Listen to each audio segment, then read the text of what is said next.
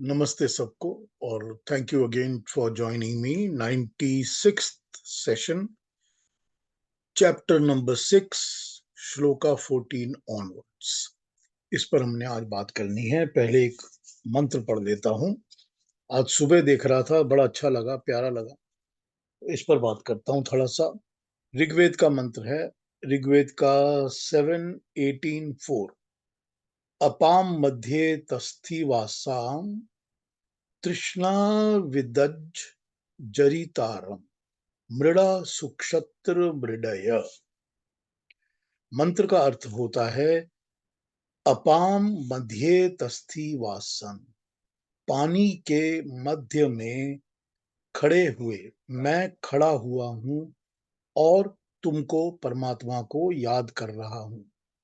तृष्णा अविदत, मुझे प्यास लगी है। हे परमात्मा, आप सबके रक्षक हो, आप सुक्षत्र हो। आमृडा, भली भांति सुख कीजिए। मृडया, मुझे प्यास, मेरी प्यास पर दया कीजिए। देखिए ये मंत्र है, ठीक है।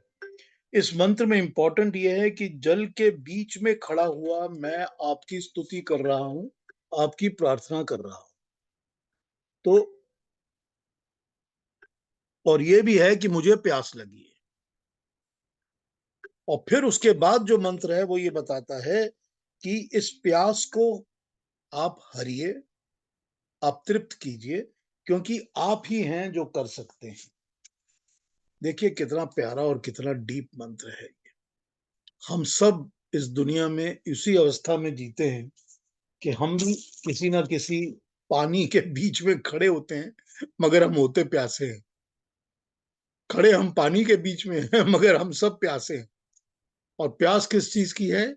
जब तक वो बुझाएगा नहीं ना, हमारी प्यास नहीं बुझेगी। वही है जो हमारी प्यास बुझाएगा, क्योंकि इस पानी में जिसके बीच में हम खड़े हैं, हमको प्यास बुझाने की क्षमता, एबिलिटी इस पानी में नहीं है। खड़े हम पानी के बीच में हैं, लेकिन वो परमात्मा ही है जो हमारी प्यास को बुझा सकता है। तो उस परमात्मा का ध्यान करने से ही हमारी प्यास बुझेगी। ठीक है। छोटी सी बात इस मंत्र पे याद आ गई तो मैंने बात कर ली। पिछले सेशन में हमने देखा है कि भगवान कृष्ण जो हैं अब ध्यान के ऊपर आ गए हैं। पूरी तरह से उन्होंने योग दर्शन के ऊपर अपनी बात शुरू कर दी है। वो योग दर्शन के पॉइंट वाइज समझा रहे हैं हमको कि कैसे कैसे क्या होना चाहिए। 13 मंत्र श्लोक हमने कर लिए हैं। अब 14 से शुरू करेंगे। और अभी भी वो भगवान कृष्ण जो हैं वो योग के ऊपर ही बात करेंगे और योग दर्शन से बोरो करके कि ध्यान कैसे करना चाहिए, मेडिटेशन कैसी करनी चाहिए, उसके ऊपर बात करेंगे। तो कैसे भी और क्यों भी, ये सारी बातें वो हमको समझाएंगे। पहले श्लोकों में उन्होंने दूसरे तरह से अलग बातें हमको समझाई थी। 1 to 10 के अंदर कि कर्म योगी क्या है, उसकी क्वालिटीज उसमें बताया था। और 11 से शुरू कर दिया उन्होंने ध्यान के ऊपर बात करना। तो अभी तक उन्होंने जो हमको पॉइंट्स बताए हैं उसमें ये कहा है कि ये एकांत जगह होनी चाहिए, मतलब एकांत होनी चाहिए, सॉलिट्यूड होना चाहिए। आप भीड़ भाड़ में बैठ के मेडिटेशन नहीं कर सकते, आपको एकांत में बैठना पड़ेगा। आपका मन और चित्त और आत्मा ये दोनों वश में होनी चाहिए। आत्मा वश में कैसे होती है? कि आत्मा डावाडोल करके अपने पुराने संस्कारों के हिसाब से उस चीज में सुख और दुख ढूंढती रहती है। किसमें ढूंढती है सुख? जिसकी आदत पड़ गई है। कैसे पड़ गई है? कई जन्मों से पड़ गई है। पुराने कई जन्मों से आत्मा के ऊपर वो छाप, वो संस्कार पड़ गए हैं कि आत्मा को लगता है कि मुझको इसी में हमेशा सुख मिलता था, इसी में दुख मिलता था, वही ढूंढती रहती। तो आत्मा को अपनी वश में करना पड़ता है। और चित्त कॉन्शियस, अपने माइंड को। तो जब माइंड को आप कंट्रोल करोगे, तो जो आत्मा की फ्लक्सेस हैं, फ्लक्चुएशंस हैं, वो भी तो माइंड ही कंट्रोल करेगा ना। तो चित्त और आत्मा को अपने वश में रखो, बिना वासनाओं के।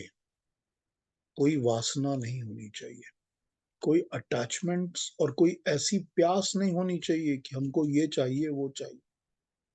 जो मांगे होती हैं, जो चाहत होती है, वही वासना बन जाती है। जो डीप अटैचमेंट्स हो जाती हैं, वो वासना बन जाती है। तो डीप अटैचमेंट्स और वासनाएं नहीं होनी चाहिए।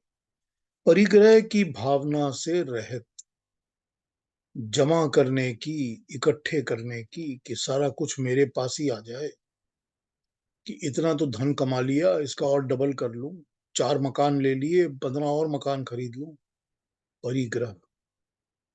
10 कपड़े हैं भरे हुए अलमारी में, तो 3 अलमारियां और कपड़े की हो जानी चाहिए। एक रैक में जूते हैं, 25 और रैक हो जाने चाहिए। ये सब परिग्रह है। उसी तरह से परिग्रह जो होता है, वो नॉलेज का भी होता है, कि ये नॉलेज अगर है तो ये सिर्फ मेरे पास ही होना चाहिए, और बढ़ जाना चाहिए, किसी और के पास नहीं जाना चाहिए। इस पर मेरी मोनोपोली हो जानी चाहिए। ये भी परिग्रह है। तो परिग्रह से रहित, बिना परिग्रह के, मन को परमात्मा से जोड़कर। मन जो है वो जब तक परमात्मा से नहीं जुड़ेगा, वो मन जो है इधर उधर भटकेगा। तो या तो मन प्रकृति और प्राकृतिक चीजों में जुड़ेगा, और या मन परमात्मा से जुड़ेगा। बीच का कुछ तो है नहीं, या either is on that side और दिस साइड। तो ये मन जो है, उसको परमात्मा से जोड़ना जरूरी है। जो जहां बैठोगे ध्यान करने के लिए, वो जगह स्वच्छ होनी चाहिए, क्लीन साफ जगह होनी चाहिए, और तुमको स्थिर आसन में बैठना है। स्थिर आसन, जो कि हिलने डुलने वाला नहीं होना चाहिए। स्थिर आसन में बैठ के तुमको काम करना है। ना बहुत पहाड़ की चोटी की तरह ऊंची जगह होनी चाहिए, ना बिल्कुल नीची होनी चाहिए, मध्यस्थ जगह में बैठना चाहिए, ताकि मेडिटेशन का लेवल ठीक तरह से हो सके। ठीक है। उसके बाद वो बोलते हैं कि कुशा को या वस्त्र को नीचे बिछा लो। तो जमीन के ऊपर या तो घास की एक बना लो, चादर की तरह, और या कि कपड़े की चादर होनी चाहिए, उसको बिछाकर उसके ऊपर बैठो। फिर मन को एकदम एकाग्र करो। फिर से पहले उन्होंने कह दिया कि चित्त और आत्मा पर वश करो, फिर कहते हैं मन को परमात्मा से लगाओ, फिर कहते हैं मन को एकाग्र करो। ठीक है।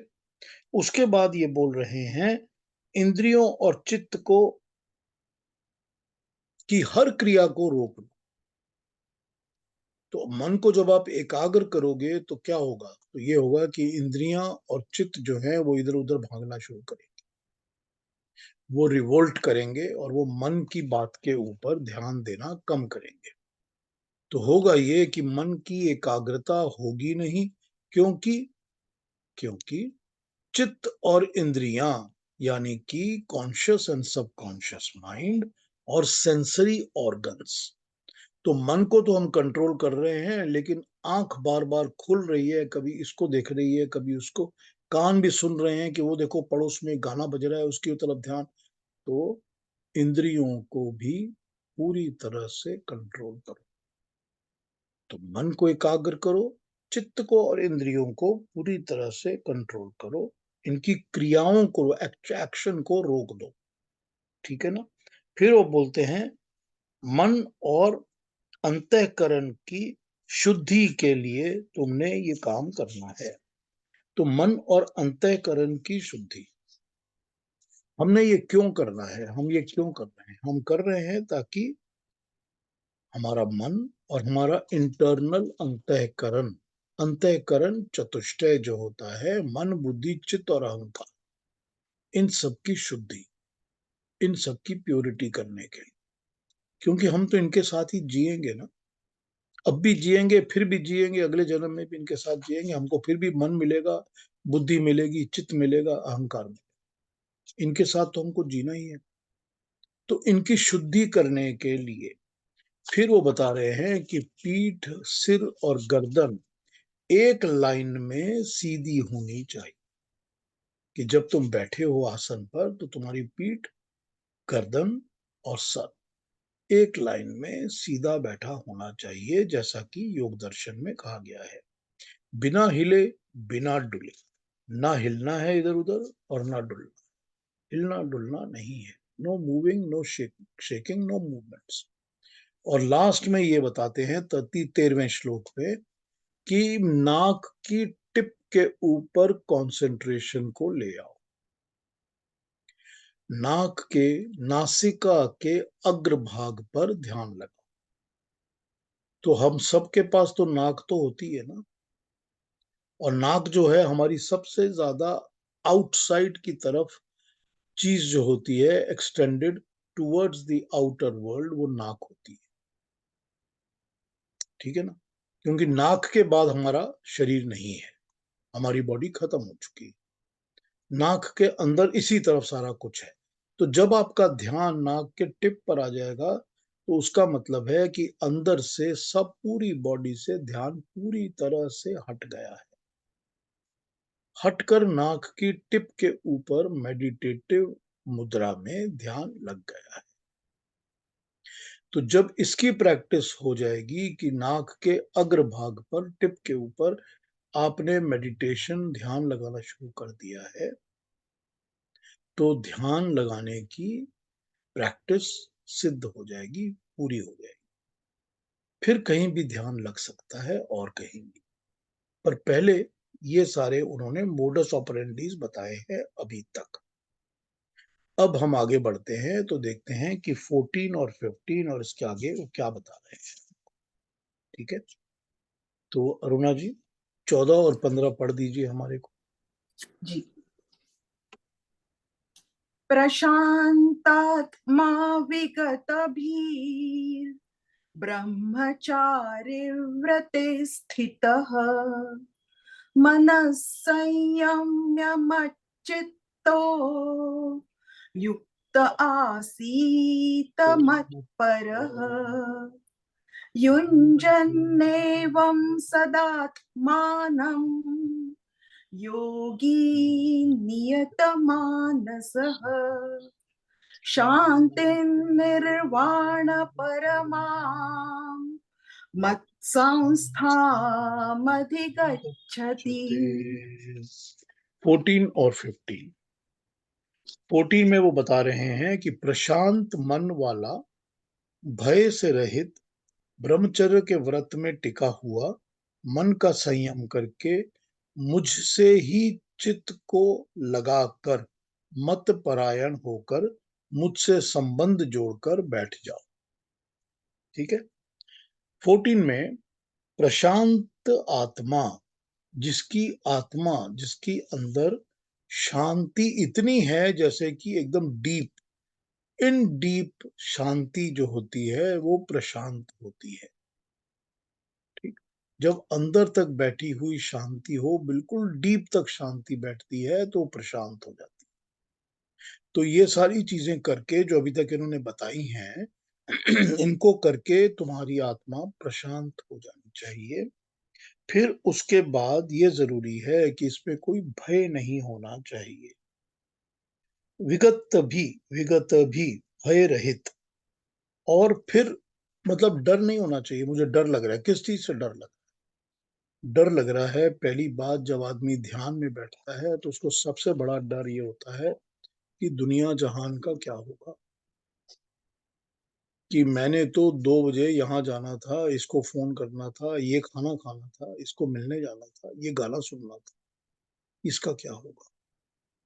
तो पहले तो मन में उल्टे सीधे डर लगे रहते। उसके बाद ये डर लगा रहता है कि ऐसा ना हो कि मैं बैठ तो गया, उठूंगा ही नहीं कभी। ये भी डर लगा रहता है कि ऐसा ना हो कि इतना ज्यादा मैं उसके साथ जुड़ गया कि अब मैं वापस ही नहीं आ सकता, चला गया। ये भी डर लगा रहता है। तो जो भय है इसको छोड़ दो, इस डर को छोड़ दो। भय रहित, पूरी तरह से किसी किस्म के डर को मन में मत रखो। तो ये उन्होंने एक कंडीशन बता दी है मेडिटेशन की, जैसे वो प्रशांत आत्मा बता रहे हैं। उसके बाद बता रहे हैं कि ब्रह्मचर्य के व्रत पर टिका हुआ, ब्रह्मचर्य व्रते स्थित, ठीक है ना। ब्रह्मचर्य के व्रत पर, ब्रह्मचर्य का व्रत क्या होता है? ब्रह्मचर्य का व्रत का मतलब होता है कि ब्रह्म परमात्मा में आचरण करने का व्रत, कि मैं परमात्मा की हर बात पे उसी पे टिक कर उसी तरह चलूंगा जैसा कि ब्रह्म है। अब ब्रह्म परमात्मा जो है वो आपको सिर्फ एक या दो अच्छी चीजें नहीं बताते। अब आप बोलेंगे कि इसमें इसका मतलब ये है कि मैं किसी औरत के पास या किसी मर्द के पास नहीं जाऊंगा, या इसका मतलब ये है कि मैं थोड़े दिन तक चोरी नहीं करूंगा या झूठ नहीं बोलूंगा, शराब नहीं पीऊंगा। ये कुछ नहीं है। Everything is included, blanket coverage, कि ब्रह्म में आचरण करना। और ब्रह्म में आचरण करने का मतलब हो जाता है कि अपनी हर चीज, जो भी बुरी बात है जो ब्रह्म तक के तक नहीं लेके जाती, उसको हटा के दूर कर दीजिए। तो ब्रह्म में आचरण करके बैठना है ध्यान लगाने के लिए। ध्यान लगाने में ये नहीं हो सकता कि सुबह तो मैंने किसी की पॉकेट में काटी है और शाम को मैं बैठ गया हूं कि मैं ध्यान लगा। ये ध्यान नहीं हो सकता। इस तरह नहीं हो सकता। जो मेडिटेशन की सारी दुनिया में क्लासेस चलाते हैं कि सारा दिन आइए, 1 घंटा इधर बैठ जाइए हमारे साथ, शाम को सारा दिन जो मर्जी करते रहिए, ये इतने बजे से इतने बजे मेडिटेशन कराएंगे, बड़ी अच्छी मेडिटेटिव क्लास हुई, घर आ। वो मेडिटेशंस नहीं होती, वो ध्यान नहीं होता। चुप बैठना हो सकता है कि हम बहुत देर तक 1 घंटे तक चुप बैठे थे, बड़ा अच्छा लगा, अपने अंदर झांकने की कोशिश कर रहे थे, बड़ा अच्छा लगा। उस कोशिश का फायदा क्या है? फायदा उतना ही है बस कि थोड़ी देर हमको चुप रहने की प्रैक्टिस होगी। तो ब्रह्मचर्य में आचरण करता हुआ, टिका हुआ। उसके बाद आ जाते हैं मतपर के ऊपर। मतपर पर हमने पहले भी बात की थी। मतपर का मतलब हो जाता है मेरा परायण, मतलब मेरी बात को मानने वाला, मुझ में विश्वास रखने वाला, मेरे जैसा। तो यहां पर यही है कि अब तक जो मैं बोल रहा हूं, अगर तुम मेरी बात पर विश्वास नहीं कर रहे हो तो इतनी बातें करने का कोई फायदा ही नहीं। तो तुमको पहले मेरे ऊपर भरोसा करना पड़ेगा, मेरे ऊपर विश्वास रखना पड़ेगा, नंबर 1। फिर मेरे जैसे बन जाओ। मैं कैसा हूं? मैं ऐसा ही योगी हूं। मैं योग करके ही इसी तरह से ध्यान करता हूं। मैं इसी तरह से ब्रह्मचर्य पालन करता हूं। मैं भय रहित हूं। ठीक। मेरा मन जो है वो परमात्मा में टिका हुआ है। तुम मेरे जैसे बन जाओ। ठीक। अगले श्लोक में, 15 श्लोक में बता रहे हैं, जो इस प्रकार सदा अपने को मेरे साथ जोड़ लेता है, जिसका मन उसके वश में हो जाता है, ऐसा योगी मुझसे लबालब भरी हुई परम निर्वाण वाली शक्ति को प्राप्त कर लेता है। ये 15 में बता रहे हैं, युंजन जोड़ा हुआ एवं इस प्रकार सदा आत्मनः योगी नियत मानसः, जिसका मन उसके वश में है, शांतिम शांति को, निर्वाण परमाम परम निर्वाण वाली शांति को, जो निर्वाण देती है ऐसी शांति, मत संस्थाम, मुझसे स्थित होकर, मुझसे भरा हुआ, अभिगच्छति प्राप्त कर लेता है। निर्वाण वाली शांति। निर्वाण किसको कहते हैं? आपने इंग्लिश में सुना है ना, निर्वाणा। सब जगह निर्वाणा निर्वाणा यूज होता है ना। वो निर्वाणा निर्वाण है जिसकी शांति आपको मिलेगी। निर्वाण वाली कौन सी शांति है? जब मुझसे जुड़ जाओगे, जब मेरे जैसे बन जाओगे, जैसे मैं ईश्वर से या परमात्मा से जुड़ा हूं, या तुम उस परमात्मा की वाणी, आवाज समझकर ये समझ लो कि मैं तुमको कह रहा हूं कि मुझ परमात्मा से जुड़ जाओ। तो जब मुझसे जुड़ जाओगे तो निर्वाण वाली शांति मिलेगी। निर्वाण, मोक्ष। हर चीज से जब मनुष्य छूट जाता है, हर गलत पाप, हर झमेले झगड़े, हर जन्म चक्कर, मरने का चक्कर, सब चीजों से जब छूट जाता है तो वो हो जाती है उसकी निर्वाण वाली शांति। तो तुमको वो निर्वाण वाली शांति मिलेगी। 14-15 में दूसरे लोग क्या कहते हैं, इसको भी पढ़ के एक बार सुन लेते हैं। What are they saying? चलिए।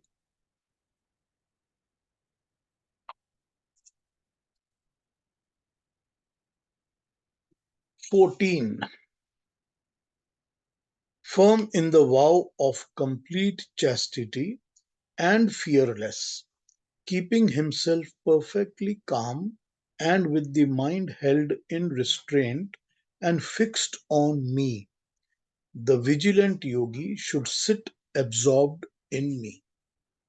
Thus, constantly applying his mind to me, the yogi of disciplined mind attains everlasting peace consisting of supreme bliss which abides in me. वो ब्लिस जो मेरे अंदर है।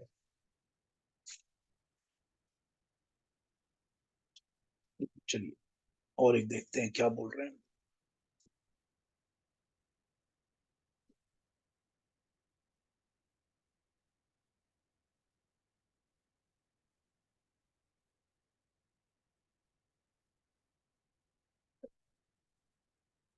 युक्त पुरुष प्रशांत आत्मा रहे, किसी से डरे नहीं, ब्रह्मचारी व्रत का पालन करे और मन को संयम में करके मेरा अनुयायी सदा इस बात में चित्त लगाने में कि मैंने किस प्रकार प्रभु भक्ति से शांति और निर्भयता प्राप्त की है और जिस प्रकार कर्तव्य पालन में मैं तत्पर हूं, वैसे ही मेरा अनुसरण अनुकरण करने का वो भी तत्पर रहे।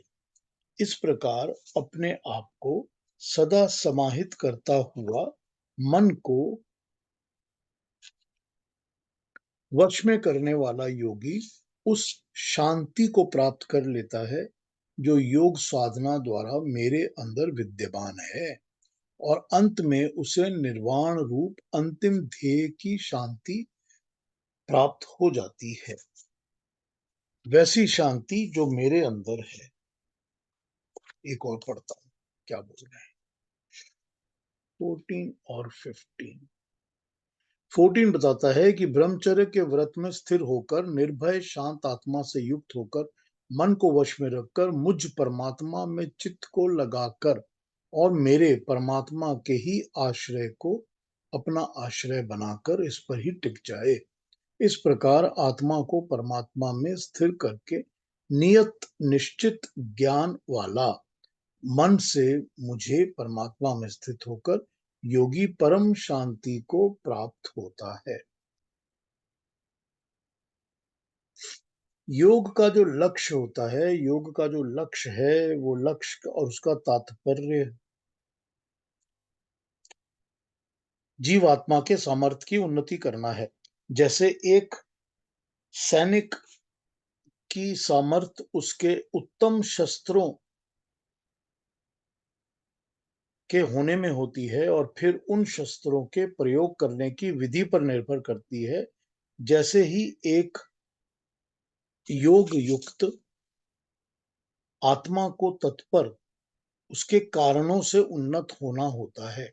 आत्मा के कारण, आत्मा के करण उपकरण करण है मन तथा बुद्धि।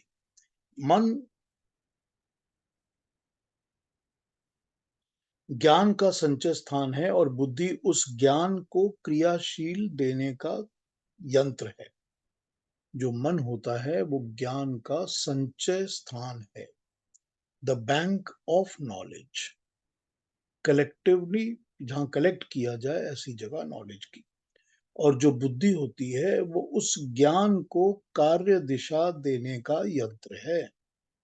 वो ज्ञान जो मन के अंदर है उसको किस तरह से वर्किंग करवाना है, काम करना है, काम करने की दिशा डायरेक्शंस देनी है, इस चीज का इक्विपमेंट, इस चीज का यंत्र।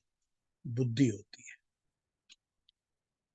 जब दोनों उन्नत होते हैं तो जीवात्मा का सामर्थ्य उन्नत होता है।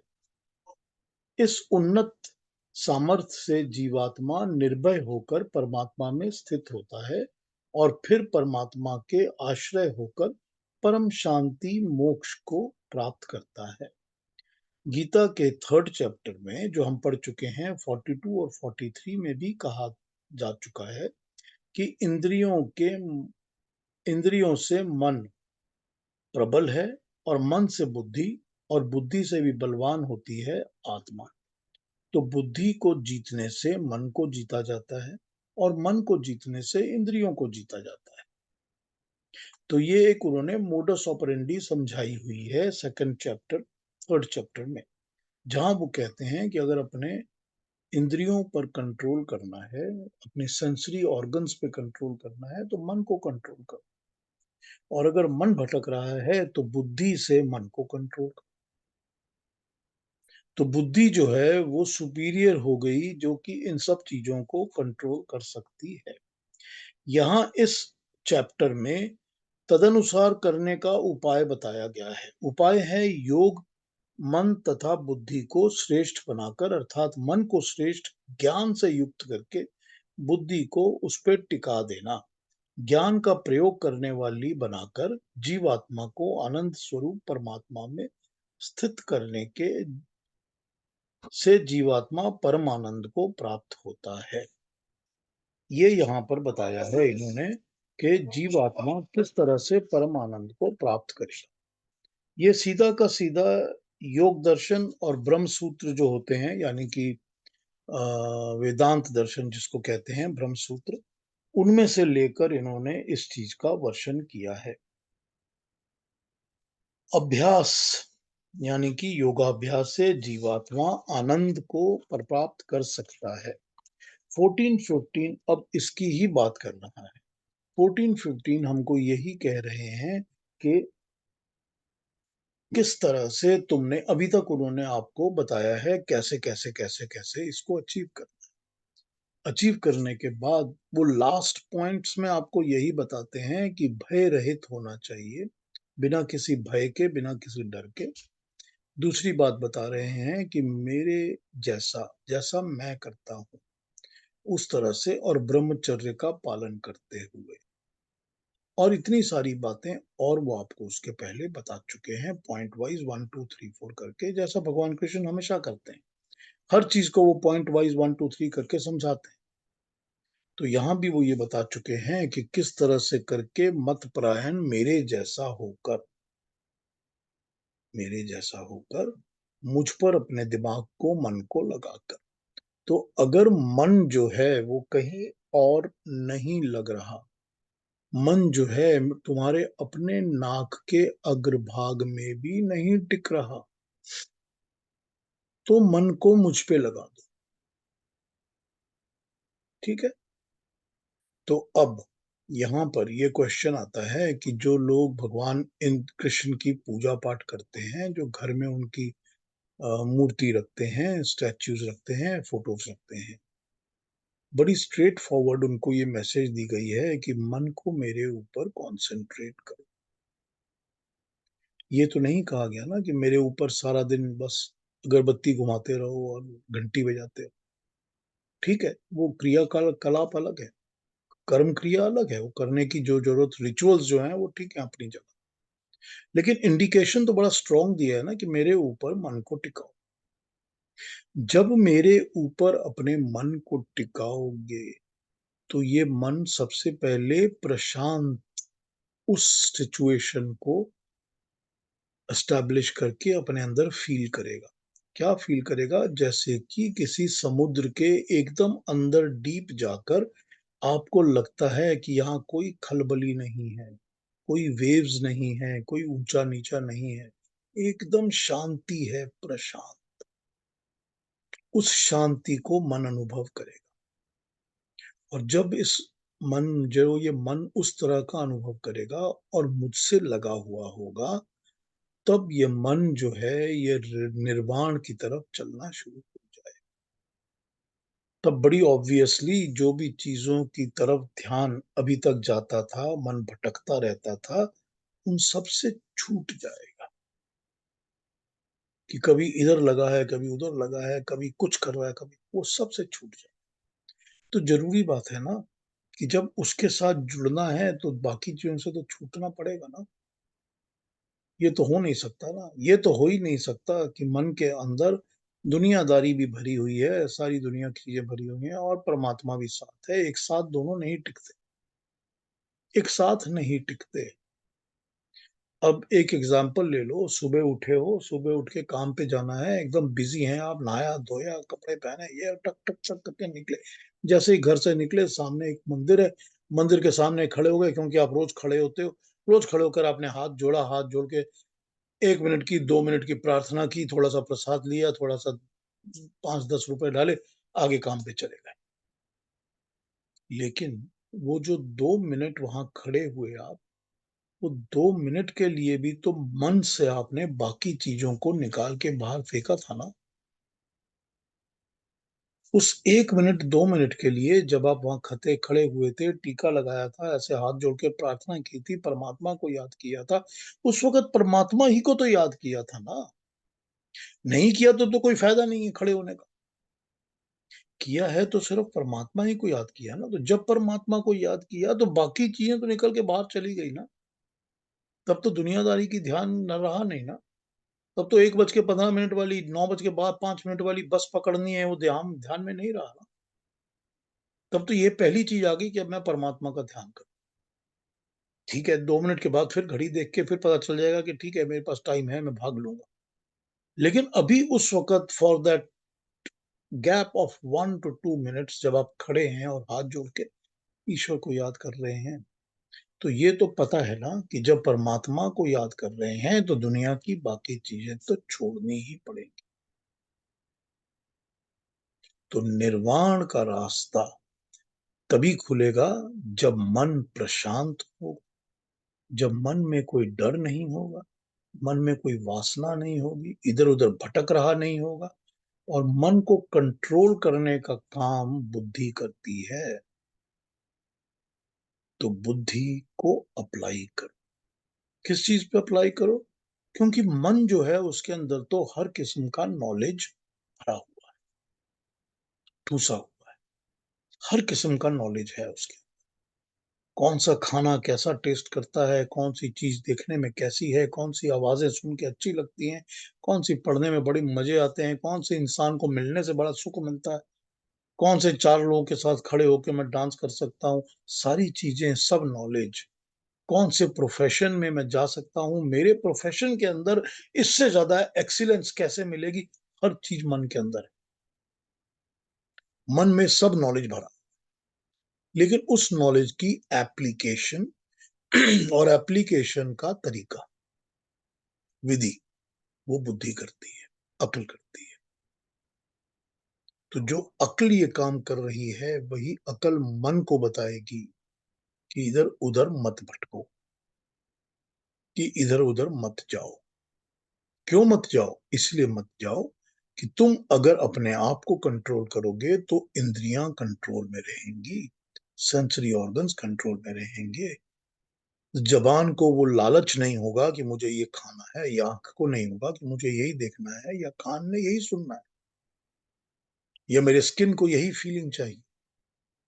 जब मन को कंट्रोल करोगे तो ये इंद्रियां कंट्रोल में पहले बुद्धि मन को कंट्रोल कराती है, फिर इंद्रियों को कंट्रोल कराती है, और उसके बाद कंट्रोल में आनी शुरू होती है चित्त, कॉन्शियस और आत्मा। तो हर एक चीज को जब तक वश में नहीं करोगे, कंट्रोल में नहीं लाओगे, तब तक तुम इंटरनलाइज होकर अपने अंदर परमात्मा की अनुभूति नहीं कर सकते, नहीं देख सकते। क्योंकि वही बात ना, 1 मिनट की तो प्रैक्टिस की है ना जिंदगी में, कि रोज मैं जब खड़ा हो जाता हूँ 1 मिनट 2 मिनट के लिए मंदिर के सामने और हाथ जोड़ लेता हूँ, 1 मिनट की प्रैक्टिस तो की है ना। उसको एक्सपैंड करके देखो। जब उसको एक्सपैंड करोगे तो पता चलेगा कि वो 1 मिनट जो है वही है जो रियलिटी है। मन के अंदर से सारे विचार सब कुछ निकल जाएगा, उससे ही जुड़ूँगा और जब उससे जुड़ना शुरू हो जाओगे ना, तब मिलेगा निर्वाण का रास्ता, निर्वाण वाली शांति, निर्वाणा। तब मिलेगा आपको इस दुनिया से छूट जाने का, सारे झमेले झगड़े सबसे छूट जाने का रास्ता। तब उसी से जुड़ा होगा और बाकी सब चीजें खत्म हो जाएंगी। उससे ऊपर क्या है? है क्या उसके ऊपर? कुछ नहीं है ना।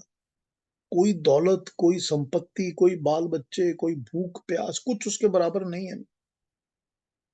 कुछ नहीं है ना उसके जैसा। तो जब उसके जैसा कुछ नहीं है, मंत्र पढ़ा था ना ऋग्वेद का हमने आज पहला, कि पानी के बहुत बड़े आशय में, तालाब में, जल की जगह में खड़ा हुआ भी मैं प्यासा हूं और तुम्ही को याद कर, क्योंकि तुम्हारे अंदर ही वो क्षमता है कि तुम मेरी प्यास बुझा सकते। सारी दुनिया में इतना कुछ तो पड़ा है ना, धन संपत्ति ऐश्वर्य सब भरा हुआ है, लेकिन फिर भी तो मैं उसको पुकार रहा हूं ना, उससे जुड़ रहा हूं। उससे जुड़ रहा हूं कि हे परमात्मा मुझको निर्वाण दो। और निर्वाण की शांति क्या होती है? निर्वाण की शांति होती है जब इंसान दुखों से, झमेलों से, जन्म मरण के बंधन से छूट जाता है। इन सब से जब छूट जाता है तो वो हो जाता है निर्वाण। कि मुझको निर्वाण, और निर्वाण में क्या है? निर्वाण में शांति ही शांति है। शांति क्यों है? क्योंकि कोई झगड़ा झमेला खटपट पिटपट कुछ नहीं है, बिल्कुल शांत है। द अल्टीमेट पीस कहा जाए जिसको, ठीक। वो निर्वाण की शांति मिलेगी जब तुम मुझसे अपने आप को जोड़ लोगे और वही करोगे जो मैं करता हूं और मेरे जैसे बन जाओ। तो वही बात जो भगवान कृष्ण हमेशा बताते हैं, वही बात कि मैं जिस तरह से अवतरित आत्मा हूं, जिस तरह से मैं जन्म लेके आता हूं और मैं अवतार लिया हुआ मनुष्य हूं, तुम भी मेरी तरह बन जाओगे। कोई सीक्रेट नहीं रखते हैं, कोई ट्रेड सीक्रेट नहीं है उनके पास कि जो मेरे को पता है किसी को पता नहीं होनी चाहिए। ऐसी कोई चीज नहीं है। हर नॉलेज को वो बिल्कुल कॉमन प्लेटफॉर्म पे लाकर शेयर करते हैं कि 1 2 3 फॉलो करो, मत परायण मेरे जैसे बन जाओ। जैसा मैं हूं वैसे ही तुम भी बन जाओगे। अगर मुझको सारी दुनिया भगवान कृष्ण कहती है, तुमको भी भगवान कहेगी, क्योंकि तुम मेरे जैसे बन जाओ। और मैं कैसा हूं? फिर वही पॉइंट्स, कि मैं प्रशांत भी हूं, मैं भय रहित भी हूं, मैं ब्रह्मचर्य पालन करने वाला भी हूं, मेरा मन भी एकाग्र है, मेरा चित्त भी एकाग्र है, आत्मा भी कॉन्सेंट्रेटेड है। वही बात है ना सारी, सारी की सारी वही आ गई ना 1 2 3 करके। तो हर एक चीज, जैसे आपको पिछले चैप्टर्स के अंदर स्थित प्रज्ञ क्या है, कर्म योगी क्या है, हर एक चीज को 1 2 3 पॉइंट वाइज समझाते हैं भगवान, एक एक एक एक करके। तो यहाँ वो समझा रहे हैं क्या चीज? यहाँ समझा रहे हैं निर्वाण की शांति कैसे मिलेगी। और निर्वाण की शांति के लिए ध्यान लगाना बहुत जरूरी। तो वही बात जो योग दर्शन कहता है कि पहले यम नियम आसन प्राणायाम प्रत्याहार अपरिग्रह ध्यान धारणा समाधि। वही तो कहता है ना योग दर्शन, 1 2 3 करके। वही बात भगवान कृष्ण कह रहे हैं कि अगर निर्वाण लेना है, शांति लेनी है, तो ये प्रक्रिया है, ये एक्शंस हैं। ठीक है, आगे बढ़े फिर अगले श्लोक पर। कुछ पूछना हो तो अभी पूछ लीजिए मेरे से। अभी तक जो बात की है इसके बारे में कुछ पूछना हो तो पूछ लीजिए। आपने अभी जैसे बताया कि 1 2 3 स्टेप्स बाय स्टेप्स, तो ये इतना आसान लग रहा है। और अगर हम इसको एक एक करके ही फॉलो करें तो ऐसे ही हो सकता है। हम मतलब ये सोचने लगते हैं कि जितना भी जो बताया गया है हमें, हम पूरा अपने पे मतलब थोप लें, लाद लें कि हमें ये सब करना है। तो मुझे लगता है कि फिर हमें मुश्किल लगता है। और मुश्किल भी शायद यूँ लगता है कि जिस चीज़ को हमारा दिमाग और दिल मानता नहीं है ना, तो हम उसको कह देते हैं कि मुश्किल है इस पे अमल करना, और जहाँ हमारा दिल लगा होता है, तो वो मुश्किल भी हमको आसान लगता है। तभी तो यहाँ दिल लगाना पड़ेगा ना। हाँ, वही तो मैं यही कहती हूँ कि मुझे लगता है कि मुश्किल कोई चीज़ नहीं है, अगर हम ध्यान दें तो वो सब चीज़ हमारे लिए आसान है। तो सारी चीजें एक साथ तो शुरू नहीं हो सकती ना। बिल्कुल, बिल्कुल। एक-एक करके इसीलिए हमें स्टेप चढ़ना पड़ता है ना। बिल्कुल प्रैक्टिस करना शुरू करो। पहले 1 से करो, 2 से करो, 4 से करो। एक-एक, एक-एक करके, और हर प्रैक्टिस को करने में भी टाइम लगता है। बिल्कुल, उस टाइम को दो, कहीं से शुरू करो, कहीं से तो छोर पकड़ लो कि मुझको ये करना है। जहाँ से छोर पकड़ लोगे वहीं से ये शुरू हो जाए। और आज लगेगा कि बहुत मुश्किल है, 1 साल बाद लगेगा कि इतना मुश्किल नहीं था, काफ़ी सारा तो हो गया। और 4 साल बाद लगेगा कि अब तो ये कुछ है ही नहीं, चाइल्ड्स प्ले है, मैं तो इतने आराम से करता हूँ। ऐसा ही बिल्कुल। होता है ना? बिल्कुल, जब हम जिम जाते हैं या वॉक पे जाते हैं तो 1-2 दिन तक तो हमारे मसल्स बहुत दर्द करते हैं, फिर हमारी आदत हो जाती है। तो इसी तरह अगर हम इन रूल को फ़ॉलो करें और अप्लाई करें अपनी ज़िंदगी पे तो मुझे लगता है मुश्किल नहीं है। परफेक्ट, परफेक्ट एग्ज़ाम्पल दिया आपने एकदम, एकदम ठीक बताया। Thank you. शुक्रिया। हाँ जी, और कोई कुछ कहेंगे, कुछ पूछेंगे? हाँ, पीयूष जी, हाँ जी, अ, केतु जी। मुझे जैसे आपने बताया कि द रिलेशनशिप जो बताया है इंद्रिया मन, तो इसमें मेरे इस पर आप थोड़ा सा खुलासा करिएगा कि कहाँ कॉन्शियंस आ जाता है, कॉन्शियंस और बुद्धि का क्या संबंध है, और नंबर 2 आत्मा और कौन संबंध है। इस पर अगर आप थोड़ा सा खुलासा कर सके तो आत्मा अच्छा का क्या रहेगा। कहा आपने? आत्मा और कॉन्शियंस का क्या संबंध, और कॉन्शियंस एंड बुद्धि का क्या संबंध। अच्छा, ठीक है, थैंक यू। देखिए, कॉन्शियस होती है अवेयरनेस एंड मेमोरी बैंक, ठीक है? चित्त के अंदर हर किस्म की मेमोरीज स्टोर्ड होती हैं, जो कि जब भी बुद्धि उनको रिकॉल करती है या मन उनको रिकॉल करता है, तो वो मेमोरी उछल कर सामने आ जाती है। जैसे ही हम सामने नींबू को देखते हैं, तो हमारी मेमोरी हमारी आंखों के रिस्पॉन्स में ये हमको याद दिला देती है कि नींबू है, खट्टा होता है, ग्रीन कलर का है, इसके अंदर से रस निकलता है। पहले मैंने इसकी एक शिकंजी बना के पी थी, पहले मैंने खाने पे निचोड़ के भी खाया था, तो ये है वो चीज जो सामने पड़ी। ये होती है चित्त कॉन्शियस का काम। दूसरी कॉन्शियस का काम होता है हर चीज के लिए अपने आप को अवेयर रखना, जो भी हुआ उसको एब्जॉर्ब करके अवेयरनेस क्रिएट करना, क्योंकि वो स्टोर करेगी कॉन्शियस के अंदर, चित्त के अंदर, कि ठंड लग रही है, इतनी हवा चल रही है। तो जो हवा है वो जब चलती है तो वो ठंड देती है, ये मेमोरी बैंक में अंदर जाके स्टोर हो गया। कॉन्शियस का, चित्त का यही काम है। तो चित्त जो सारी चीजों को स्टोर करती है, सारी अवेयरनेस को अपने पास जमा करके रखती है, वो रखती इसीलिए है कि ये बैंक है। जिस दिन तुमको जरूरत पड़ेगी एटीएम कार्ड डालोगे, 100 रुपए निकाल लोगे, काम आ गए। कि मेरे को जिस दिन उस मेमोरी की जरूरत पड़ेगी किसका मैंने क्या किया हुआ है। और जो चित्त होती है, क्योंकि वो जन्मों जन्मों से चलती है, तो अक्सर यूं होता है कि जो कैपेबिलिटीज की मेमोरी होती है, वो कई जन्म पहले की हुई चीज को भी याद करके उसी तरह बुद्धि को दे देती है। ये देखो ऐसे होगा। अब ये तो हुई चित्त, और उसका काम क्या है? उसका काम है मन को और बुद्धि को फीड करना। तो जैसे ही मन के अंदर ख्याल आता है कि मैं ये काम करूं, तो मेमोरी, मुझको गाना सुनना है, तो मेमोरी आपको याद दिलाएगी कि तुम्हारे पास म्यूजिक सिस्टम है, उसको तुम इस तरह ऑन करोगे तो तुमको गाना सुनेगा। तो मन का काम मेमोरी सपोर्ट करके फीडबैक दे रही है। उसी तरह से बुद्धि का, जैसे ही बुद्धि के अंदर ये चीज आएगी कि मुझको गाने तो सुनने हैं, बट मेरे को गाना स्पेसिफिकली यही वाला और ऐसे वाला सुनना है, तो उसी वक्त फीड करेगा चित्त अंदर से मेमोरी बैंक कि इस जगह सर्च करो, इस जगह पहुंच जाओ तो वो चीज मिलेगी। तो मन और बुद्धि को चित्त जो है वो फीड करता है। जब चित्त के अंदर भी खलबली चंचलता सब चीजें खत्म होंगी, तब चित्त भी शांत होगा। कैसे शांत होगा?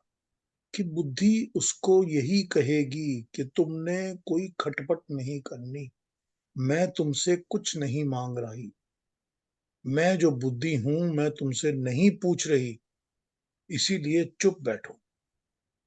जो मन है ये भी तुमसे नहीं पूछेगा क्योंकि मन भी चुप रहेगा। तो अगर बुद्धि और मन चुप रहेंगे तो वो जो मेमोरी बैंक है वो भी शांत हो जाएगा, तभी काम चलेगा। अगर मेमोरी बैंक में कुछ ना कुछ उछलता रहा, कुछ ना कुछ खड़बड़ चलती रही, कभी इन्वेस्टमेंट बहुत पैसे बना रही है, कभी सारी पैसे लूज हो रहे हैं, तो क्या होगा? मन भी शांत नहीं होगा, बुद्धि भी शांत नहीं, वो मेमोरी बैंक के साथ ही जुड़े होंगे।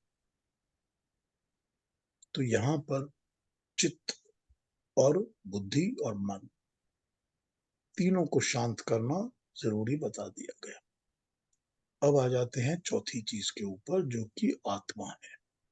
अब आत्मा के अंदर संस्कारों के छाप पड़े होते हैं। आत्मा के लक्ष्य इंडिकेशन की आत्मा है वो 6 बताए गए हैं। इच्छा, प्रयत्न। आत्मा के अंदर इच्छाएं छुपी हुई बैठी होती हैं। आत्मा में ये इच्छा होती है कि मैं शरीर धारण करूं।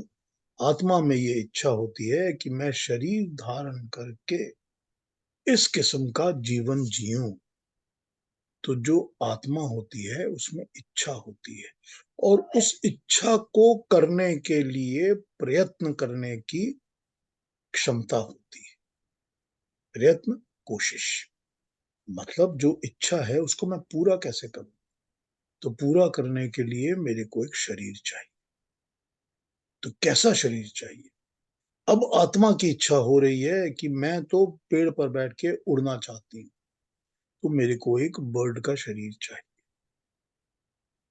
तो इच्छा, प्रयत्न, राग, द्वेष, अटैचमेंट्स, डिसलाइक्स, हेट्रेड्स। राग, किसी के साथ जुड़ना, जुड़ाव, ये आत्मा के अंदर होता है। और द्वेष, किसी चीज से हेट्रेड, किसी चीज से डिसलाइक। और सुख और दुख, ये भी सब आत्मा के अंदर होते हैं। जो शरीर होता है उसका तो थोड़ी देर का सुख और थोड़ी देर का दुख होता है। जो शरीर की जबान पे आपने खाने को रखा है उसका सुख सिर्फ वो 15, 20, 25 सेकंड का ही है, जब तक वो खाने का टेस्ट मुंह में लगा हो। इसके बाद वो शरीर का सुख जो है वो पेट का हो जाएगा कि हजम हो रहा है कि नहीं हजम हो रहा। लेकिन उसका जो छाप है कि मुझको तो यही अच्छा लगता है, वो सुख और दुख का छाप आत्मा पे पड़ता है। उसी को तो संस्कार कहते हैं। तो आत्मा के जो 6 गुण हैं, 6 लक्षण हैं, सुख, दुख, राग, द्वेष, इच्छा और प्रयत्न, ये 6 लक्ष्यों के साथ जो आत्मा है, इन सब चीजों को पाने के लिए भी तो खलबल खलबल करती रहती है ना। तो जब सुख और दुख को कहा गया कि ना सुख में सुखी हो ना दुख में दुखी हो, सबको सम भाव से देखो, इक्वल भाव से देखो, ना द्वेष रखो ना राग रखो। तो जब ये बता दिया गया, उसका मतलब है कि आत्मा में पड़े संस्कारों को मिटा दो, हटा दो, या नए इस तरह के संस्कार डालो। कैसे डालो? कि सुख में सुख नहीं, दुख में दुख नहीं, कि किसी के साथ भी दुनिया में द्वेष नहीं, किसी के साथ भी राग नहीं, सब एक जैसे हैं। उसके बाद जो इच्छा और प्रयत्न है इनको कंट्रोल करो, कि मेरी इच्छा ही ये है कि मैं निर्वाण प्राप्त करूं, शांति प्राप्त करूं, और मेरा प्रयत्न सारा उसी तरफ लग जाएगा कि मैं किस तरह से अपनी आत्मा को परमात्मा के साथ एक रथ करके उसके साथ जोड़ूं। तो ये है यहाँ पर जो बता रहे हैं आपको, आत्मा, चित्त मन, बुद्धि, इन सब की एक्टिविटीज और इंद्रियां, इन सब की एक्टिविटीज जो वो समझा रहे हैं आपको कि कैसे इनको क्या करना है, इनके गुण क्या है, क्या चीज है। अगर आप इसको समझेंगे नहीं तो आप इस पर कंट्रोल करके इसको मोडस को लाके अप्लाई कैसे करेंगे। तो यहां पर यही समझाया गया है। क्लैरिफाई हुआ है केतु जी? हाँ बिल्कुल। बस एक और है सवाल। आत्मा के जो 6 गुण हैं, डायमेंशन से जो भी, तो ये भी पिछले जन्मों के संचित कर्मों से प्रभावित है ना, और इस पर नियंत्रण रखना फिर बुद्धि का काम हो जाता है। तो बुद्धि नहीं, बिकम्स द प्राइम। नहीं, ठीक है। जो संचित कर्म होते हैं, वो संचित कर्म जो होते हैं वो तो आपके राग और द्वेष और सुख और दुख में और इच्छाओं में जम के बैठ जाते हैं। राइट। ठीक है। आपको पता है कि मेरे को इस चीज से दुख मिलता है और वो कर्म आपने किए हुए हैं तो उस कर्मों से दुख आपको मिलने वाला है, ये पता है। सुख मिलने वाला है वो भी पता है, उसकी राइट। आप कोशिश करते रहते हैं। तो इच्छाएं भी वही होती हैं जो कि पिछले जन्मों के संचित कर्मों से होती हैं। राइट। ठीक है। तो जो संचित कर्म है वो एक डायरेक्शन दे सकते हैं या वो संस्कार बन के अंदर जुड़ सकते हैं। ठीक है ना।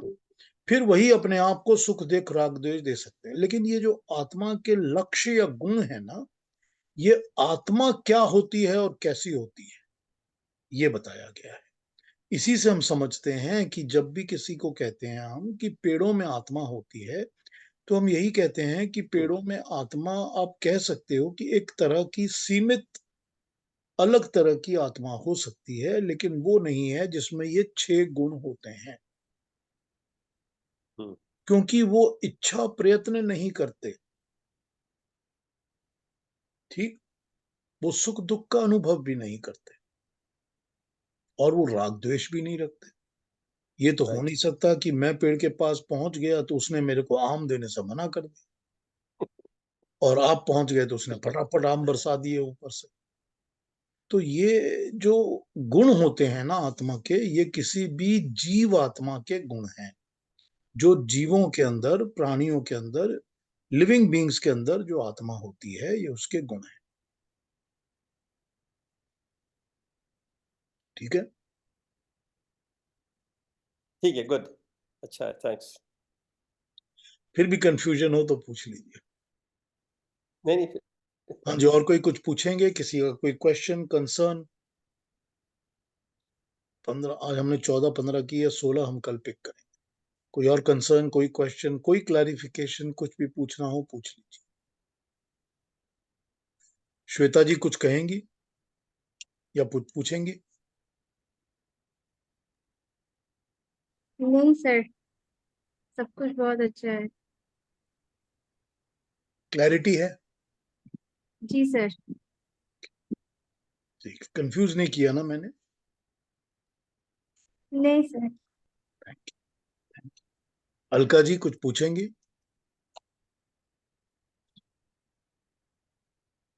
जी। अम, ये पूछना था, वो अभी केतु जी ने पूछ लिया कि आत्मा को वश में कैसे करो। आत्मा भी प्राकृतिक चीजों से अट्रैक्ट होके डिस्टर्ब करती है हमें। आत्मा की जो प्राकृतिक चीजों से अट्रैक्शन है वो तो होकर उस पर छाप पड़ गई है, तो काम तो फिर भी वही करेगी ना। आत्मा का दिल कर रहा है कि मैं आज पकौड़े खाऊं, तो आत्मा तो नहीं कर सकती ना। करने के लिए तो उसको शरीर की जरूरत है ना, और शरीर में भी उसको मन की, बुद्धि की जरूरत है जो ये काम करेंगे। तो आत्मा तो इनके इसी के, तो इसीलिए तो इसको अंतःकरण चतुष्टय कहते हैं ना।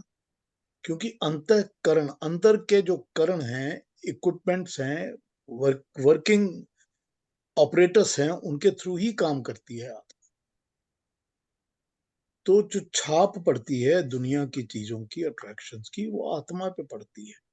तो उस छाप को अपनी आत्मा से मिटाना, हटाना,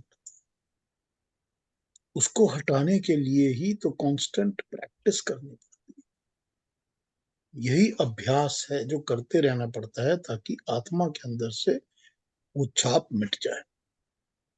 जब आत्मा से छाप मिटेगी तभी आत्मा शांत होगी और उसके अंदर डिस्टर्बेंसेस नहीं होंगे। अगर आत्मा जो है वो जब जन्म ले रही है, उसको जो शरीर धारण करना है, अगर उसके अंदर किसी किस्म का कोई संस्कार है ही नहीं कि मुझको शरीर चाहिए ही नहीं, कि मुझको कोई लालच नहीं है, कोई लोभ नहीं है, कोई मनुष्य इंसान नहीं चाहिए, कोई धन दौलत कुछ नहीं चाहिए, तो आत्मा जब शरीर धारण करेगी तो क्या करेगी? फिर वो साधु सन्यासी योगी बन जाएगी, क्योंकि उसको कुछ चाहिए ही नहीं, कोई अट्रैक्शन ही नहीं। तो जब आत्मा के संस्कार साफ होंगे, क्लियर होंगे, तो ऑब्वियसली वो रास्ता खुलेगा सामने, जो तो कि वो शरीर निर्वाण क्यों की। मांगेगी फिर, जब आत्मा का कुछ चाहिए नहीं तो हो वो सकता है उसको बिल्कुल शरीर। बोलेगी शरीर भी नहीं चाहिए, हम्म, तो शरीर तो तभी मिलेगा जब उसके पुराने कर्मों के कारण उसको कर्म फल से शरीर मिलना होगा, वरना शरीर भी नहीं मिलेगा।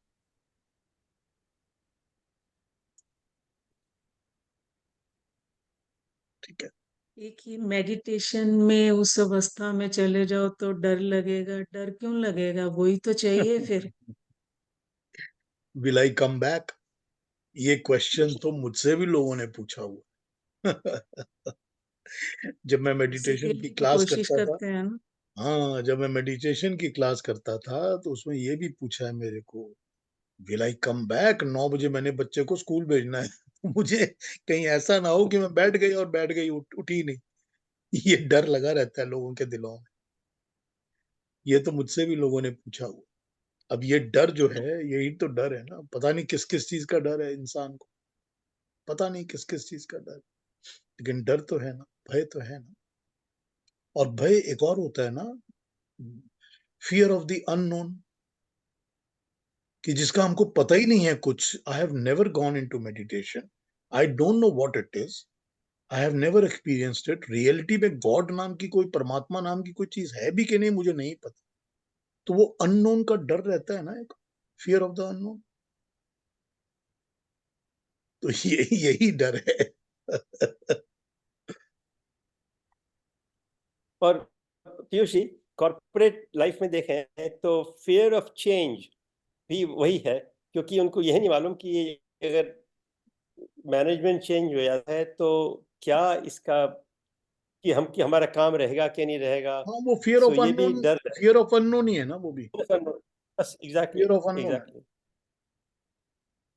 इसलिए लोग बदलना नहीं चाहते हैं, चले हैं, they don't want to improve on that.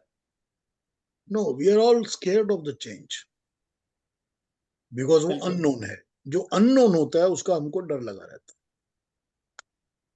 तो यही बेहतर है कि जब जब किसी भी अननोन का, किसी भी चीज का डर नहीं रहेगा, तब यही रहेगा ना कि भरोसा तो उसके ऊपर है ना, परमात्मा पर। तो डर किस बात का? जब भरोसा ही उसके ऊपर है, परमात्मा ही है, कि मैं पानी के बीच में खड़ा हूं लेकिन तुमको बुला रहा हूं, तुम ही हो जो सब कुछ कर सकते हो, तो फिर मुझे इस पानी से डरने की क्या जरूरत है? तो जब भरोसा ही उसके ऊपर है तो फिर फियर किस बात का? तो वही फियर तो। को तो हटाना पड़ेगा ना, अननोन के फियर को। हाँ जी, और तो कोई बात? कॉर्पोरेट लाइफ में फिर फियर ऑफ अननोन को हटाने के लिए फिर लीडरशिप आ जाते हैं कि दे हाँ, इंस्पायर ठीक है, पीपल ठीक है। टू टेक वही दिस वही पाथ, वही अनचार्टेड लीडरशिप तो अनचार्टेड भगवान कृष्ण रोड। प्रोवाइड कर रहे हैं ना हम सबको। वो लीडरशिप ही तो दे रहे हैं ना हम, वन पॉइंट वाइज पॉइंट बता रहे हैं ना, स्टेप बाय स्टेप। तो लीडरशिप तो हमको दे ही रहे हैं भगवान कृष्ण। राइट। जी पीयूष जी। हाँ जी। हाँ जी। ये जो जैसे आपने कहा कि जो चित्त है वो मेमोरी बैंक है, तो वो जो चित्त पे जो मेमोरी है या जो भी है उसकी फिर वो छाप जो है वो आत्मा पर रहती है एज ए संस्कार। बिल्कुल क्योंकि रहती तो चित्त और आत्मा में फिर वही सेम सेम चीजें हुई ना, कि भी उसमें भी वही, या चित्त ये कहिए कि चित्त शॉर्ट टर्म मेमोरी है। है।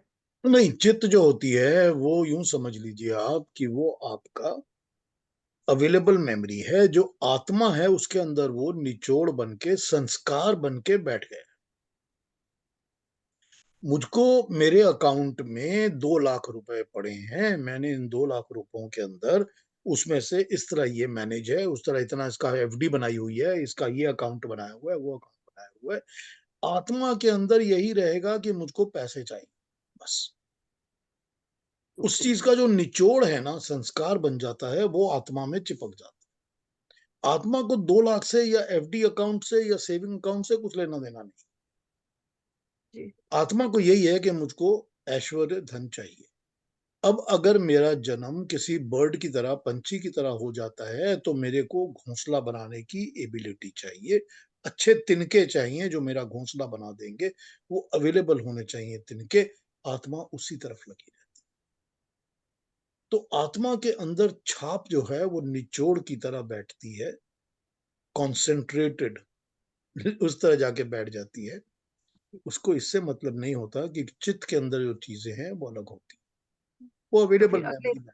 अगले जन्म में वही संस्कार जो है वो आत्मा के साथ ही जाते हैं, आत्मा आत्मा के साथ तो से। हमेशा संस्कार जाते हैं, जब तक कि आप उनको शांत नहीं करते। हाँ जी, थैंक यू। अरुणा जी कुछ पूछेंगी? नहीं, मुझे सवाल ऐसा सच नहीं है, लेकिन मेरे ध्यान में ये आ गया कि जैसे अलका जी पूछ रही थी कि वो जो आत्मा जो खटपट खटपट करता रहता है, उसे शांत कैसे करना करना है। तो मुझे लगता है कि उसके लिए विवेक बहुत जरूरी होता है। और इस विवेक से हमें पता चलता है कि क्या आत्मा है, क्या अनात्मा है, क्या नित्य है, क्या अनित्य है। और ये विवेक आने के लिए फिर सत्संग चाहिए। जैसे आज हम आप हमें जो गाइड कर रहे हैं, उससे हमें ज्ञान मिलता है, और उस ज्ञान को हमें विवेक में परिवर्तन करना है। तो हमारी शुरुआत ज्ञान अर्जन से, और ये ज्ञान मिलने का वो भी मुझे लगता है कि अगर हमारे पुण्य कर्म है तो ही वो ज्ञान आपके जैसे लोगों से हमें मिलता है और सही रास्ता मिलता है। अरुणा जी, जो विवेक है वो होता है विवेचन शक्ति बुद्धि की। जी कि जब आप नॉलेज को प्रॉपरली, करेक्टली एनालाइज करके अप्लाई कर सकते हो, तो वो विवेक है। ठीक, नॉलेज सबके पास है, ज्ञान भी है मेरे पास, पर मैं ज्ञान की एप्लीकेशन प्रॉपरली एनालिटिकली नहीं कर सकता, तो मुझ में विवेक नहीं है। तो विवेक भी ज्ञान का ही एक हिस्सा है जो प्रैक्टिकलिटी सिखाता है। तो जब मुझ में विवेक आएगा, तो उस विवेक से, जैसा आपने कहा, कि तभी मेरे को ये समझ में आएगा कि मैं अपनी आत्मा के अंदर जो पढ़ रहे हैं संस्कार, इनको किस तरह से करेक्ट करूं या प्योर करूं। तो ये काम बुद्धि जो है, अपने विवेक, बुद्धि का ही हिस्सा है विवेक, तो बुद्धि अपने विवेक से ये काम करेगी। विवेक का मतलब ही होता है विवेचना करना, डाइसेक्ट करना। ठीक, वैज्ञानिक तरीके से उसका विभाग करना। तो जब आप ये काम करना शुरू करेंगे या बुद्धि ये करेगी, तभी बुद्धि को पता चलेगा कि ये छाप मैंने आत्मा पे छोड़नी है, ये मैंने हटानी है। तो ऑब्वियसली बुद्धि का काम सबसे बड़ा हो जाता है। और बुद्धि वही होनी चाहिए जो ज्ञान वाली भी हो और विवेक वाली भी हो। और बुद्धि कैसी होनी चाहिए, इस पर सेकंड थर्ड चैप्टर में भगवान कृष्ण ने डिटेल समझा के आ गए कि किस तरह की बुद्धि होती है, जो स्थित प्रज्ञ कहा जाता है जिसको। तो वो तो ओपनली बता चुके हैं कि बुद्धि कैसी होनी चाहिए। अब तो बता रहे जो ऐसी बुद्धि बना ली है तो ये काम करो। जब बुद्धि को बना लिया है ऐसा, तो फिर अपनी आत्मा के अंदर पड़े हुए संस्कारों को हटाओ और क्लीन करना शुरू करो। तो उसके लिए बुद्धि को बनाना पड़ेगा ऐसा, ये तो पहले बता चुके हैं। ठीक है ना? जी, धन्यवाद। हाँ जी, और कोई बात, कोई कुछ कहेंगे? किसी ने कुछ पूछना है, कहना है? माँ के ऊपर जो आप समझाते हो ना, वो बहुत अच्छा है। और वो बड़ा कंफ्यूजन रहता था, बट बहुत अच्छा समझाते हो। थैंक यू, हर वक्त थैंक यू। माइंड में चलता है आत्मा की खुराक, आत्मा की खुराक। माइंड में हमेशा चलेगी तभी तो करेक्शन होगी ना। मैं एक दिन अपनी एक दीदी है उनसे बात कर रही थी, तो उनको मैंने ऐसे पूछा कि मैंने ऐसे सुनती हूँ, तो उन्होंने पूछा, मैंने कहा 50+ हो गए, अभी तक की लाइफ बेकार हो गई, बचपन से मंदिर जाते हैं, पूजा करते हैं। तो उन्होंने मुझे बोला कि तो बचपन में तुझे पता था कि आत्मा क्या होती है? तब से अब तक कम से कम तुझे ये तो पता चला कि आत्मा क्या होती है और तुझे किस तरफ जाना है, तो तेरा टाइम वेस्ट नहीं हुआ। तो ठीक, फिर मुझे लगा कि हाँ, शायद ठीक कह रही हूँ। बिल्कुल ठीक बात है। कोई टाइम तो वेस्ट होता नहीं, कुछ ना कुछ तो हम गेन करते ही रहते हैं। चाहे अच्छा हो चाहे बुरा हो, हम गेन तो करते ही रहते हैं। और अगर अच्छे की तरफ दिमाग और दिल लगे रहते हैं तो अच्छा गेन करते हैं। बिल्कुल। और पीयूष जी, हाँ जी, हाँ बोलिए इंदिरा जी। ये जो आत्मा की छाप को भी बना सकते हैं ना, ये आत्मा की छाप को क्या? अपन शेप दे सकते हैं ना? हाँ बिल्कुल, करेक्शन कर सकते हैं ना। करेक्शन करने का ही तो तरीका बताया हुआ है ना, कि जब बुद्धि ठीक होगी तो अपने आप आत्मा के अंदर करेक्शन होनी शुरू हो जाएगी। वही बात है ना, आत्मा के अंदर से जो संस्कार हैं वो प्यूरिफाई करने पड़ेंगे, तभी तो आत्मा क्लीन होगी। और क्लीन आत्मा जो होगी वो प्रशांत होगी। प्रशांत होगी वो परमात्मा से जुड़ेगी और निर्वाण की तरफ चली जाएगी। फिर अगला जन्म में भी कुछ तो लेके जाते हैं, इम्प्रिंट हो इस जन्म में इम्प्रिंट जब बनाते हैं तो साथ जाती है अगले जन्म में। आत्मा तो एक ही है ना, वो तो अगला जन्म लेगी तो वही होगी ना। वो तो उसके अंदर संस्कार भी लगे हुए हैं, छाप भी लगी हुई है, सुख और दुख भी लगा हुआ है, सब कुछ लगा हुआ है। तो आत्मा के अंदर तो ये है ही है, वो तो जाएगा ही साथ। और फिर जब आत्मा शरीर लेगी तो उसको फिर अंतःकरण चतुष्टय की जरूरत पड़ेगी, मन की भी, बुद्धि की भी, चित्त की भी, अहंकार की भी। तो फिर इन सब चीजों को बोरो करके लेगी और फिर काम शुरू करेगी, जैसे शरीर भी बोरो करेगी वैसे। हाँ केतन जी पूछिए प्लीज, बताइए। शर्मा जी, अ, जब मेडिटेशन करते हैं तब जैसे मेरा अनुभव ये कि मैं नींद में चला जाता था, तो वो सही बात है कि नहीं, निद्रा मालूम में नहीं, जब भी मैंने ट्राई किया नींद में ही चला जाता। नहीं, अगर आप निद्रा में जा रहे हैं तो वो मेडिटेशन नहीं है। मेडिटेशन में नींद नहीं आती। तो मेडिटेटिव जो आपका मोड ऑफ डूइंग है उसको थोड़ा सा चेक करिए। इस पर मैंने पहले भी बात की हुई है, अगर आप चाहेंगे फिर एक बार बात कर लेंगे। लेकिन जो मोड है करने का और जो आपका शरीर की अवस्था है उसको चेक करिए, तब आपको नींद नहीं आएगी। और जब आप मेडिटेशन में बैठकर अगर आप सो जाते हैं, देखिए जो योग निद्रा होती है ना, जो लेट कर मेडिटेशन करते हैं, वो योग निद्रा में भी नींद नहीं आती। योग ज्यादातर मैं निद्रा, जब शवासन करता था तभी जैसे सांस पे केंद्रित करता था, तभी नींद आ जाती थी और फ्रेशनेस लगती थी। इसके बाद बहुत अच्छी फ्रेशनेस हाँ लगती वो थी फ्रेशनेस बॉडी तो में। नींद से बिल्कुल, जब डीप स्लीप होगी तो फ्रेशनेस आएगी। हम्म। लेकिन योग निद्रा में एक अवेयरनेस बनी रहती है, नींद नहीं आती, वो अवेयरनेस परमात्मा की बनी रहती है।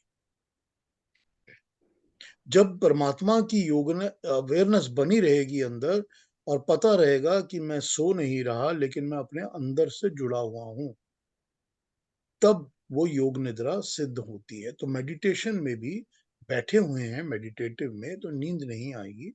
मेडिटेशन में ध्यान लगना जो होता है वो एकदम ऐसे होता है जैसे किसी भी चीज से, कोई भी चीज से अवेयरनेस खत्म हो गई। आप कह सकते हैं कि नींद का एक्सपीरियंस बहुत क्लोज है, कि नींद का एक्सपीरियंस वैसा ही होता है। लेकिन मेडिटेशन में नींद नहीं आती। हाँ जी, और कोई बात? थैंक यू केतन जी। फिर कभी समझा दूंगा कि इसमें नींद में और मेडिटेशन में बैठने में थोड़ा सा क्या फर्क है। ओके, कभी थैंक यू। कभी कभी बता दूंगा इसके बारे में। कोई और बात? अच्छा, मुझे जयंती ये है। सब बातें सुन के काफी लोगों ने इस पर चर्चा की है। तो एक बात थी है कि अगर if we look at a chain of different dimensions, आत्मा है, कॉन्शियंस है, बुद्धि है, मन है, इंद्रियां हैं, और पिछले जन्म की जो छाप है, तो इसमें सबसे मुख्य काम किसका है जो कि गाइड करता है ब्रह्मा से जुड़ने के लिए? बुद्धि का है कि कॉन्शियंस का है कि आत्मा का है? क्योंकि there are many players in this whole chain, इसलिए मैं सोच रहा था कि तो जब आप इस सब चेन लोग के अपना लिंक्स अपना को पार्ट जब आप चेन के लिंक्स को 1 2 3 4 करके पकड़ते हो तो आपको उनके सबकी एक्टिविटीज का पता चल जाता है, जैसा वो समझा रहे हैं हमको। लेकिन यहाँ पर ये समझिए कि कॉन्शियस या चित्त के अंदर तो परमात्मा को पाने की जो मेमोरी है वो पहले आपने तो कभी डाली नहीं है, तो है नहीं। आत्मा में भी परमात्मा को राइट। पाने का संस्कार अगर पहले डाला हुआ है तो है, वरना तो है नहीं। तो डालने का जरिया जो है वो बुद्धि, जैसा कि अरुणा जी ने कहा, विवेक, बुद्धि, विवेक, मन और फिर इंद्रियां, इन पर काम करेंगे तभी आत्मा पर छाप पड़ेगी, और आत्मा पर छाप पड़ेगी तो निर्वाण का रास्ता खुलेगा। तो ऑपरेशन कैसे करनी है 1 2 3 वो तो भगवान कृष्ण समझा रहे हैं ना 1 2 3 4 करके, क्योंकि you can't do everything at the same time. जैसे इन्हीं जी ने कहा कि सब कुछ तो एक साथ हो नहीं सकता, आपको एक एक करके ही पकड़ना पड़ेगा। तो किसी एक चीज के साथ डील करना शुरू करिए, और जब 1 2 3 करके प्रैक्टिस करना शुरू करेंगे तो समझ में आ जाएगा कि अब मुझे ये करना है, अब मुझे ये करना है, अब मुझे ये करना है। ठीक है ना? ठीक है जी, कंफ्यूजन की धन्यवाद। जरूरत नहीं है। You can't catch and grab everything at one time कि आज बैठ गए आज ही सारा काम। ये इंस्टेंट कॉफी तो है नहीं यहाँ पर कोई, तो ये आपको आराम से ही करना पड़ेगा काम। हाँ जी, और भी कोई कुछ बोल रहे थे अभी? मैं कह रही थी आज गीता जयंती है ना, हाँ, आज गीता जयंती है ना, एकादशी। कामनाएं एकादशी, सभी को। हाँ बिल्कुल। ठीक है, फिर कल मिले। तो सबको नमस्ते एंड थैंक यू, और नमस्ते। अपना अपना ध्यान नमस्ते रखिए। कल नमस्ते। मिलते हैं। सबको नमस्ते, नमस्ते। आभार शर्मा जी, सबको नमस्ते। नमस्ते नमस्ते।